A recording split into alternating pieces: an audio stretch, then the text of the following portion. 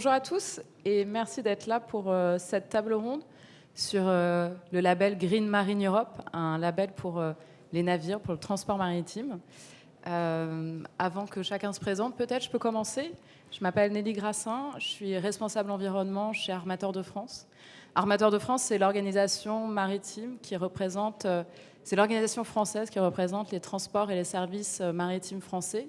Est-ce que déjà vous savez que 90% des marchandises sont aujourd'hui transportées par la mer? Non, souvent on ne le sait pas. Je vous l'annonce. Et il se trouve que du coup, Armateurs de France représente ces entreprises qui transportent ces marchandises, que ce soit les conteneurs, le vrac, mais également le transport de passagers avec les ferries, la croisière, et les navires de service, c'est-à-dire les navires qui travaillent en mer, ce sont des câbliers qui posent des câbles de fibre optique sous-marins, les navires océanographiques qui font de la recherche. Enfin voilà, toutes ces activités de transport maritime, bien entendu, ça a un impact sur l'environnement, un impact non négligeable. Il y a différentes pollutions, que ce soit les pollutions atmosphériques, avec des enjeux de santé publique, mais également des enjeux climatiques. Il y a les rejets de déchets, les rejets huileux, le bruit sous-marin. Tout cet impact, chez Armateurs de France, bien entendu, les armateurs sont très engagés pour le réduire. On a notre charte bleue, une charte par laquelle nos adhérents s'engagent à réduire leur impact environnemental. Cette charte bleue, elle est même dans les statuts de notre organisation. Mais aujourd'hui, c'est aussi important d'aller un petit peu plus loin. Alors bien entendu, il y a une réglementation internationale qui est importante, qui est faite à l'OMI, l'Organisation maritime internationale. Elle est très active. Elle a fait d'énormes progrès sur certains sujets, par exemple. À titre d'exemple, les déchets plastiques, ils sont interdits depuis les navires depuis plus de 30 ans. Souvent, on ne le sait pas non plus. Mais par contre, elle est balbutiante sur d'autres sujets, comme le bruit sous-marin, qui a un impact certain sur les mammifères marins. Et c'est pour ça que ça a été important pour Surfrider et Armateurs de France de se lancer dans l'aventure de créer un label qui va au-delà de la réglementation. Et oui, c'est peut-être le moment du coup de te proposer de présenter ce label. Merci. Donc, bonjour, je suis Antidia Citoré, donc je suis porte-parole de Surfrider Fondation Europe et en même temps manager du projet Green Marine Europe. Donc on a la chance d'avoir dans la salle Green Marine qui est au Canada et aux États-Unis. Donc on est les petits frères européens de cette certification. Alors qu'est-ce que c'est Green Marine ? Green Marine, c'est mettre plus de vert dans du bleu, tout simplement. C'est faciliter une feuille de route co-créée avec les armateurs autour de défis environnementaux d'impact qu'a pu lister Nelly, qui sont évidemment la question du carbone et pour lequel on a vraiment besoin justement d'intégrer une trajectoire de décarbonation, mais également d'autres sujets qui deviennent de plus en plus importants comme les challenges de la biodiversité. Autour de la biodiversité, dans le cadre de cette certification, il y a la question des espèces invasives. Il faut savoir qu'au travers des eaux de ballast peuvent être amenées des Caraïbes jusqu'à la métropole des espèces invasives dans nos eaux. Comment on filtre, comment on réduit, comment on utilise les installations portuaires à cet effet. La question de la gestion des déchets. Quand on est dans une croisière, qu'on est passager, on ne fait pas forcément attention à toute la gestion des déchets, mais au final, c'est comme à la maison. On doit faire le tri. Il y a des repas qui sont pris, quels emballages, comment on réduit à bord, comment on gère, et puis comment on travaille aussi avec les ports pour derrière avoir des filières de traitement. Autre sujet, la question des eaux huileuses. Pour ceux qui ont une voiture, vous faites tous votre vidange. Un bateau, c'est pareil. Il va falloir chercher comment ces eaux huileuses, comment on va pouvoir les traiter, comment on va évidemment éviter de les rejeter en mer et comment on se place au-dessus de la législation avec cette certification. Évidemment, il y a tout un panel de législation existante et Green Marine n'est pas là pour dire « Ah super, vous respectez la loi, bravo ».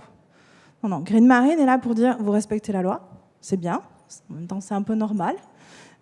Par contre, on va vous accompagner à vous engager à aller plus loin sur tous ces sujets. Ça va de la collision avec les cétacés au bruit sous-marin. Et là, on va encore plus loin que la loi, puisque la loi n'existe pas.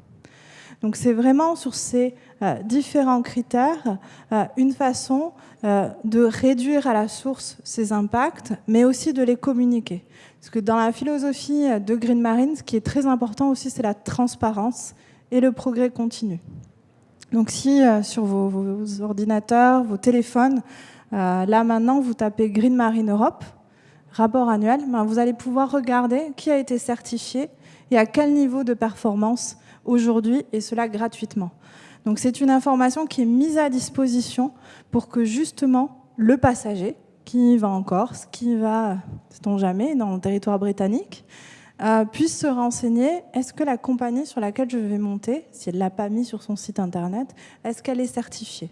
Donc je vais avoir cette information à disposition qui va me permettre, moi, en tant que consommateur, de faire des choix plus environnementaux ou de faire des choix lorsque une marque, un chargeur, on avait un atelier juste avant, puisse justement faire ce choix en toute connaissance de cause. Parce que la grande difficulté parfois aussi, c'est d'avoir accès à cette information quand on est une marque, quand on est un chargeur. Donc voilà un peu toutes les vertus de Green Marine Europe, mettre à disposition ces informations, faciliter la valorisation des engagements pionniers. Puis le plus simple, c'est sans doute de laisser un armateur certifié en parler, dire en quoi voilà, ça a été peut-être un élément déclencheur pour vous, ou peut-être business as usual, pour justement vous engager depuis 2 ans maintenant dans la certification. Donc bonjour, moi je suis Hector Firino-Martel, je représente la Socatra, Socatra amateur bordelais, transporteur de pétrole, donc on est un peu les méchants ici, transporteur de pétrole depuis près de 50 ans maintenant, petite boîte familiale qui effectivement s'est tournée vers la certification il y a 2 ans, en 2019, suite à une volonté managériale forte de se dire, voilà, il est peut-être temps de faire quelque chose en plus de ce qu'on fait déjà. Donc je crois que la certification s'est passée plutôt bien la première année, parce qu'on a la chance au pétrole, du moins, d'avoir des règles beaucoup plus strictes que tous les autres types de navigation, que ce soit au container, aux passagers. Donc on a réussi à atteindre des niveaux légèrement supérieurs à ceux de la réglementation internationale grâce à toutes les mesures qui sont mises en place pour respecter justement les réglementations de pétrole, donc que ce soit au niveau des rejets des eaux huileuses notamment. On est évidemment très surveillé à ce niveau-là. On entend beaucoup le mot dégazage, qui ne veut rien dire réellement, mais on voit tous ce que ça représente, c'est-à-dire rejet de résidus de cargaison par-dessus bord. On voit également au niveau des rejets d'eau de ballast, où la réglementation s'est mise en place il y a quelques années maintenant, et où on a un contrôle très fréquent dans tous les ports, notamment dans les ports en mer Noire, qui ont eu un malheur pour eux d'avoir récupéré des méduses de Californie, je crois, ou de côte est des États-Unis. Aujourd'hui, la mer Noire, c'est une mer de méduses à cause de ça. Il n'y a plus de pêche, notamment. On les voit bien quand on navigue dedans. Donc, des contrôles, des prises d'échantillons et autres. Et nous, on se prête au jeu, évidemment, pour continuer à protéger les côtes et les eaux dans ces eaux resserrées et partout dans le monde. Et après, en 2019, donc on a eu la certification. Il y a eu une volonté, comme je disais, d'essayer d'aller de l'avant, de créer des procédures, de mettre en place des choses à bord supplémentaires. Nous est tombé dessus le Covid, et nous est tombé dessus aussi pas mal de départs au sein de la compagnie pour des problèmes divers et autres. Et donc ça a été un peu mis en pause, toutes les évolutions qu'on voulait mettre, parce qu'on a plus mis l'accent sur les relèves d'équipage. Je pense que vous avez tous entendu parler pendant les 1 an et demi où on a des marins qui ont fait 12, 13, 14, 15, 16, 17 mois à bord. Donc effectivement, l'évolution au sein de la labellisation, d'avoir un score un peu plus élevé que celui qu'on a actuellement, a été un peu mise en pause pendant 1 an et demi. Et puis pendant les 6 derniers mois, on a enfin pu remettre un peu le doigt dessus, avec notamment le service QHSE qui est représenté ici, de la Socatra. Donc je pense et je suis persuadé qu'on va réussir à mettre en place des choses qui demandent pour certains points beaucoup d'investissement, très onéreux en termes d'équipement, mais pour beaucoup d'autres aussi, C'est juste, ça peut être de la formation, de la mise en place de process plus précis, plus pointilleux, et un contrôle derrière qui peut se faire de manière tout à fait naturelle, soit par nous au sein du siège, soit éventuellement par des organisations externes. Et le dernier point dont je vous avais pas parlé, c'était aussi le scrap des bateaux, le recyclage. Donc effectivement, ça c'est un point aujourd'hui qui est très important, qui est assez contrôlé en Europe, heureusement. On peut pas, si en théorie on peut, mais déflaguer un bateau, changer le pavillon du bateau, qui est un pavillon européen, pour l'envoyer finalement au Bangladesh. Donc heureusement qu'on est très contrôlé là-dessus, et encore une fois, c'est pas du tout la politique de ce petit armateur bordelais de passer d'un pavillon français à un pavillon Panama pour emmener le bateau sur les plages du Bangladesh, où il y a une réglementation sécuritaire très limitée, beaucoup de dangers et beaucoup de pollution. Merci Hector. Moi j'avais envie de prendre un petit peu la parole pour les armateurs qui sont labellisés par ce label Green Marine Europe pour vous dire un petit peu les bénéfices qu'ils en tirent. La première chose, c'est un outil de vérification de leur performance environnementale. Le label, par ses critères qui sont très précis, qui sont mesurables, permet aux armateurs de s'améliorer chaque année sur les 8 critères qui ont été cités depuis le début. Et ça, c'est pas rien dans leur démarche environnement. Ensuite, et bien sûr, c'est un outil de valorisation de leurs initiatives vertueuses. C'est un outil donc, de communication et de promotion de leur démarche.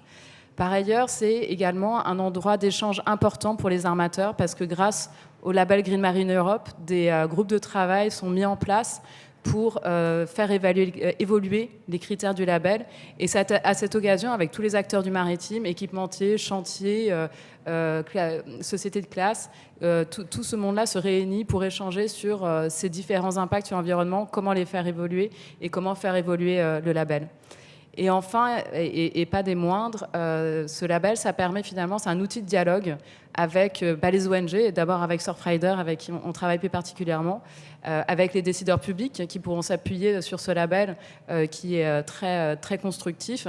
Et aussi, ça emmène toute la chaîne logistique dans cette démarche plus vertueuse, parce que l'armateur est certes responsable de son navire, mais malheureusement, il dépend de toute la chaîne logistique, et toute la chaîne doit absolument s'impliquer pour que le transport maritime puisse se verdir. Merci Nelly pour tous ces compliments et compléments. Et aussi peut-être mentionner que ce label, il ne se construit pas tout seul, Nelly et moi, dans un bureau, qu'est-ce qu'on va mettre au niveau 4 mais bien toutes les parties prenantes.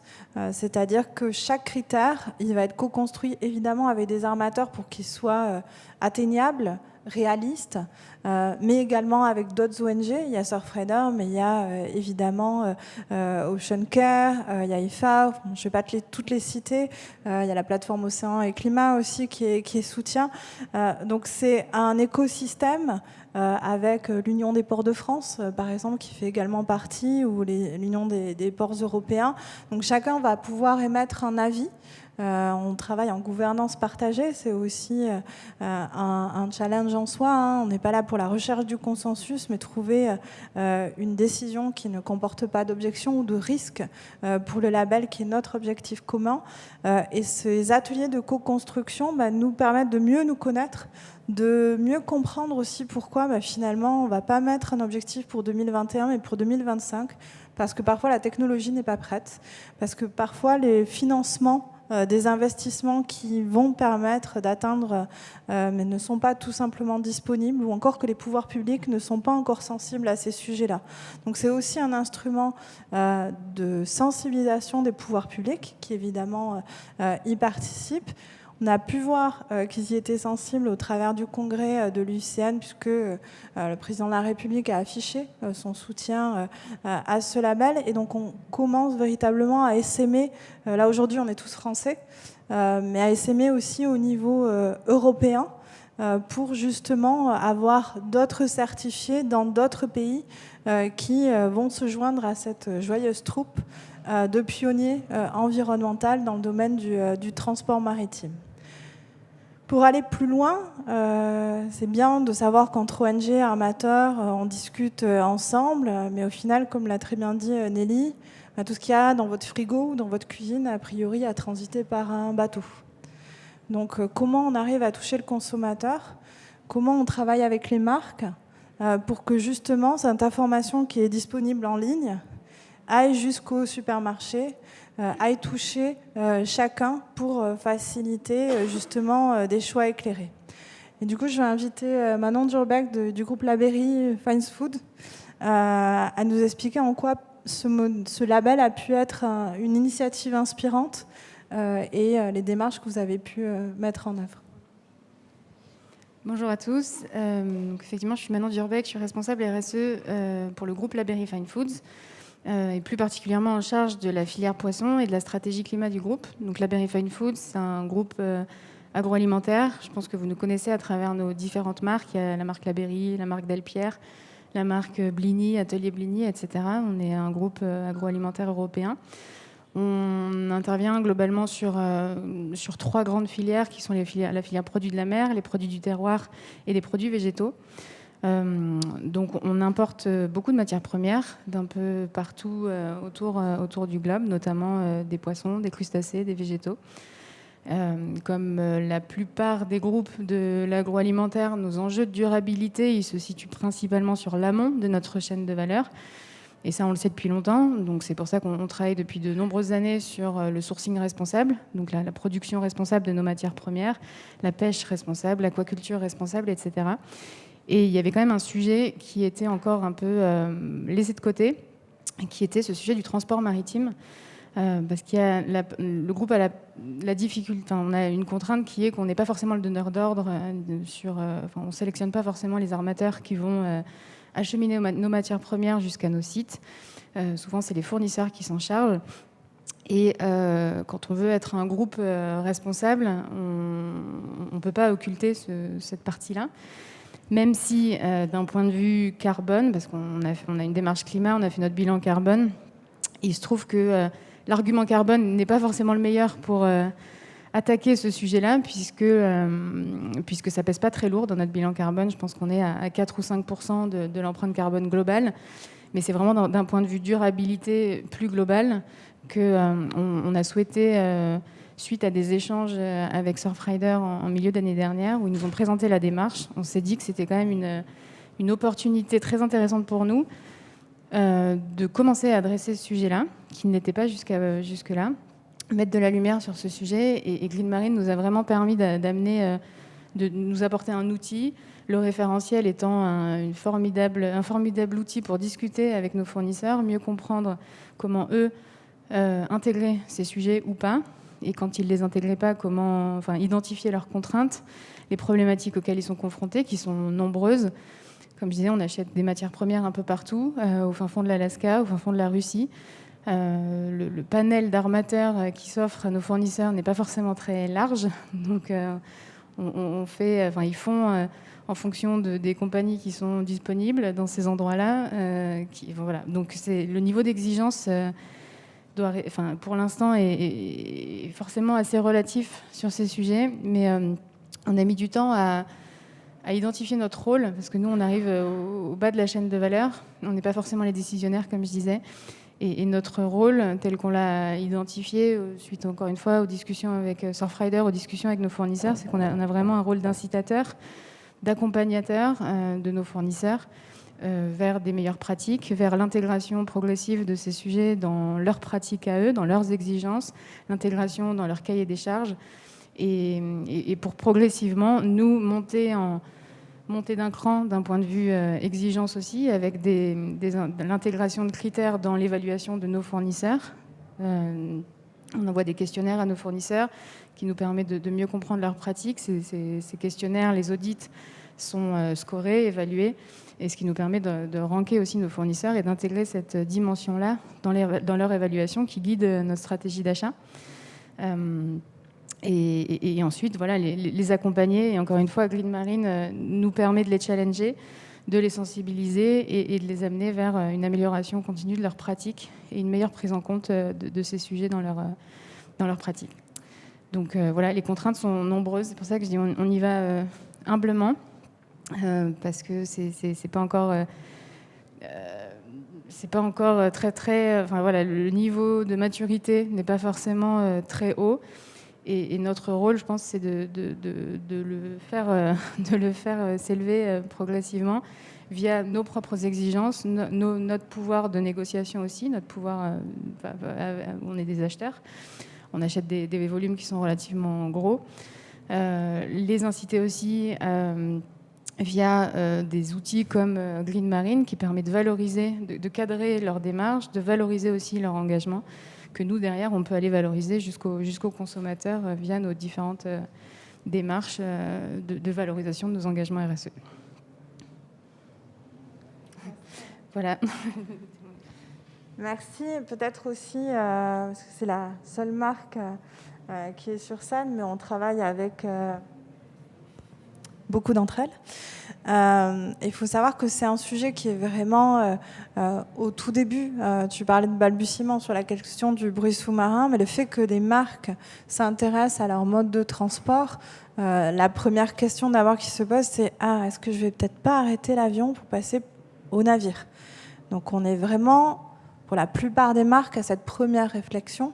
Donc d'avoir des marques un peu leaders qui vont au-delà de cette réflexion-là, c'est-à-dire qui vont au-delà de juste la question du bilan carbone et sur la question de la biodiversité, sur la question de la gestion des déchets, qui ont une approche holistique, c'est véritablement apporter un regard pionnier sur ce secteur-là et être en capacité justement de boucler la boucle avec ce consommateur qui est de plus en plus aussi exigeant, mais qui n'est pas toujours très informé sur cet aspect transit. Je prends toujours le cas de ma boîte de chocolat qui est producteur, bien payé, le cacao est bio, tout va bien. Et par contre, comment ça arrive dans la cuisine, on ne sait pas toujours. Donc c'est vraiment ce sur quoi on veut travailler ensemble. On a beaucoup parlé. L'idée, c'est aussi d'écouter vos questions et de se rendre disponible pour vous donner peut-être des détails que vous aimeriez savoir sur le projet, sur son futur, sur les prochaines étapes. Donc peut-être ouvrir, on a un autre micro qu'on n'a pas touché, qu'on peut faire circuler dans la salle si vous avez des questions. Ne soyez pas timide et n'hésitez pas à vous présenter. Oui. Bonjour, rebonjour Nicolas de Waves of Change. Je me demandais, au-delà de Surfrider, de Green Marine Europe, de la Berry, où vous êtes, je pense que la question ne se pose plus, mais comment vous faites au niveau des armateurs notamment pour faire progresser ces sujets? Quels sont les incentives qui peuvent y avoir? Parce que souvent vous raisonniez en termes économiques purs, et on entend encore beaucoup d'acteurs raisonner comme ça, qui se disent quel intérêt j'aurais à devenir plus vertueux. Et puis peut-être vous, comment vous arrivez à convaincre, à porter ce discours auprès de ces gens qui ne sont pas tous aussi avancés que vous, peut-être? Donc le premier intérêt, il est évidemment pour la protection de l'environnement, évidemment. C'est pas forcément qu'un intérêt de com', parce qu'aujourd'hui, finalement, on est labellisé depuis 2 ans, on ne communique pas dessus, pour une raison qui m'échappe encore aujourd'hui, mais on a 2 lignes sur notre site internet. Donc c'est plus une volonté vraiment de protection de l'environnement et donc morale, disons, pour les générations futures. En étant aussi armateur français, on se doit aussi de montrer le bon exemple, d'une certaine manière. Aujourd'hui, pour les plus grands groupes, sans vouloir parler pour eux, mais je pense que c'est en cours. Il y a beaucoup de travail qui est fait. Donc j'espère que, en tout cas au niveau français, on n'est quand même pas beaucoup d'armateurs. On va réussir à tous les amener à participer. Et donc eux qui vont avoir une puissance de frappe beaucoup plus importante aussi vont pouvoir nous aider, nous les petits, qui sommes déjà labellisés, pour pouvoir aller plus loin, plus haut. Et à notre niveau, ce qu'on fait, en suivant la réglementation par exemple, mais en allant un petit peu plus loin, aujourd'hui en 2021, on a installé 8 systèmes de traitement des eaux de ballast, sur 8 bateaux différents, ce qui représente un investissement assez important. Nos bateaux qui sortent ont des études de carène poussées pour justement avoir une moins de résistance au frottement et autres, des hélices retravaillées, des safrans retravaillés pour avoir justement moins de pertes, encore une fois, au niveau des frottements, et une amélioration de la glisse pour forcément donc diminuer les consommations d'énergie. On a également des projets de propulsion vélique, pas pour remplacer à 100% la motorisation thermique classique, mais pour pouvoir justement, dans des zones où le vent est constant et connu, avoir potentiellement pouvoir réduire sur les moteurs et gagner peut-être demain 5, 10, 15, 20, 50%. On entend tous les chiffres aujourd'hui, c'est compliqué de quantifier. Mais ouais, c'est des projets aujourd'hui qui sont en cours, qui sont beaux, et je pense qu'en ayant l'aide des sociétés de classification, des clients, du pavillon, on peut réussir à faire quelque chose d'intéressant.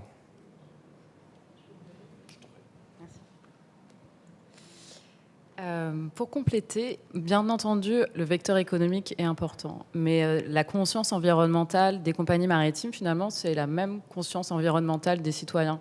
Pourquoi vous faites attention à acheter local, à prendre un peu moins l'avion et à trier les déchets? Finalement, les armateurs, c'est la même chose, c'est une conscience environnementale. Nous, pour Armateurs de France, l'environnement, c'est vraiment une priorité, on l'a inscrit dans nos statuts.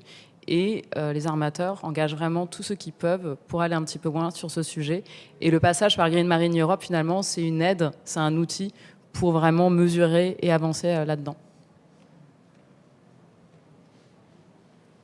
Peut-être sur la partie incentive, je vais vous inviter à passer le micro à votre voisin d'à côté, qui est Alliance Verte au Canada et qui a pu développer justement avec certains ports des incentives pour les certifier. Oui, effectivement. Alors, David Bolduc, Alliance Verte, Green Marine, Amérique du Nord. Effectivement, il y a des ports en Amérique du Nord qui reconnaissent les efforts qui sont faits par les armateurs et qui accordent des rabais sur les frais de port. Et de plus en plus, je crois qu'il y a une pression aussi qui va au-delà de l'industrie maritime. Dans le secteur bancaire, dans le secteur des assurances, on pose de plus en plus de questions. Les compagnies doivent démontrer leur engagement environnemental et en matière de développement durable. Alors, c'est ce que permet de faire le label.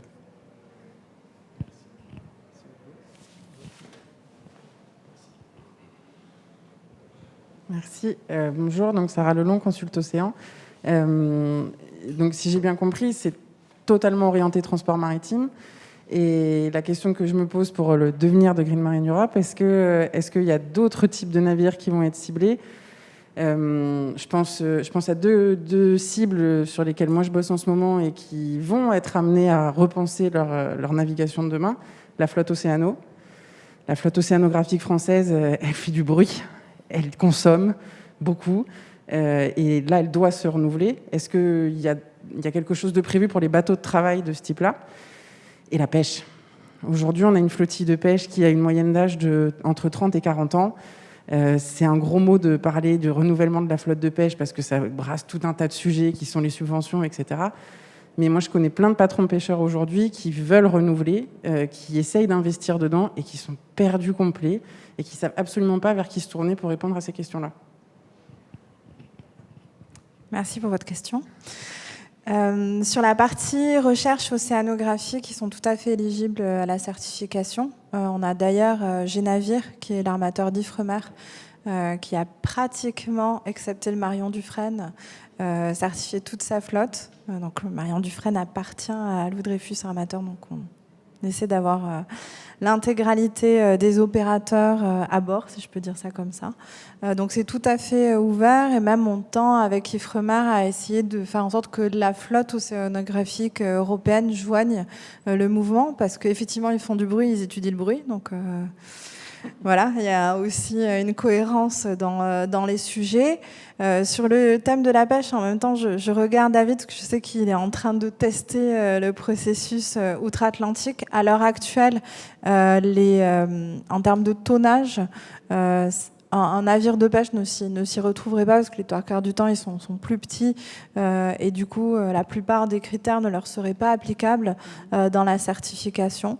On est souvent questionné sur ce sujet-là. On sait qu'il y a aussi d'autres labels de certification autour de la pêche. Donc est-ce qu'il vaudrait mieux s'allier à d'autres certifications et qu'ils intègrent des critères autour du transport au final de ces poissons, en plus du critère de la pêche. Voilà, c'est des questionnements qu'on a en interne. Je ne sais pas si tu veux compléter sur comment vous avez franchi le pas du test aux États-Unis et Canada.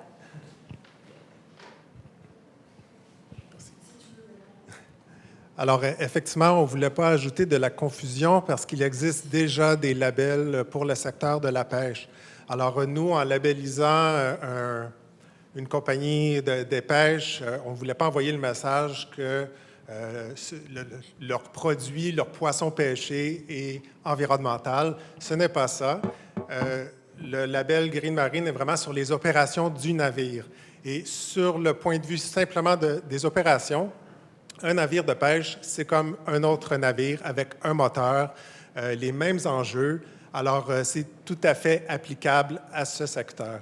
Donc, évidemment, c'est un secteur beaucoup plus fragmenté que le secteur du transport maritime. C'est une culture différente. Donc, nous approchons le sujet avec prudence, avec des armateurs, des compagnies de pêche qui sont déjà certifiées pour leur pêche durable. Alors, c'est un critère que nous avons ajouté en plus des critères qui sont déjà dans le label. Ils doivent déjà avoir un label de pêche durable reconnu. Peut-être juste pour compléter sur la partie sectorielle, donc Outre-Atlantique, ça fait 15 ans qu'ils existent et donc vous certifiez des ports et des chantiers également. Nous, pour l'instant, on est les petits frères, donc on a commencé par les armateurs, mais l'objectif, c'est derrière de se tourner vers les ports et les chantiers avec qui on est déjà en contact pour travailler, y compris sur l'éco-conception, pourquoi pas, de ces navires. Donc c'est vraiment, il faut savoir que le GICAN, par exemple, fait partie du comité de pilotage, donc ce sont les chantiers navals. Donc c'est autant de pistes supplémentaires qu'on souhaite explorer. Alors, petit à petit, c'est un travail que de créer un autodiagnostic le plus pertinent, le plus en phase avec la réalité pour pouvoir le proposer et qu'il soit applicable à chacun. S'il y a d'autres questions, remarques, commentaires, enthousiasme.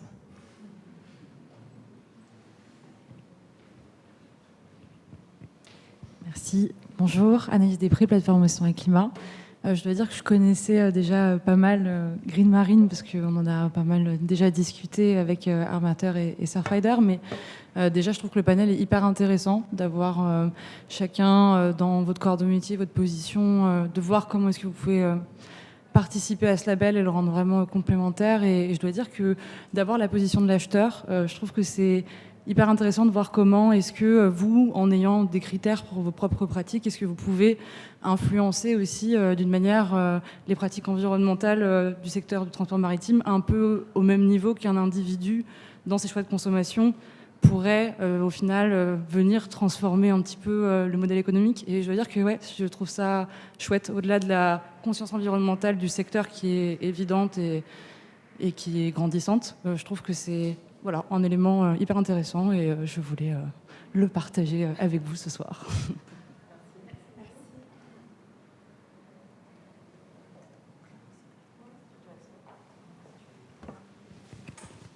Eh bien, on va clore ce débat et cet échange qui ne nous empêche pas de nous attraper dans un couloir si vous avez d'autres questions. Sachez qu'il y a aussi un One Ocean Summit qui se prépare tout prochainement et qu'on tendra à mettre cette initiative, on espère, sous les projecteurs. Donc ça sera à Brest, encore une ville côtière, peut-être sous la pluie, parce qu'ici il ne pleut pas, on l'a bien compris, et faciliter ensemble une meilleure connaissance et avec d'autres marques aussi et d'autres armateurs qui nous ont rejoints. Merci d'avoir été présents. N'hésitez pas à regarder sur les sites d'Armateurs de France, nos comptes LinkedIn, Twitter et autres. On poste beaucoup de choses sur Green Marine Europe et puis bien évidemment le site internet Green Marine Europe. N'hésitez pas. Merci à vous.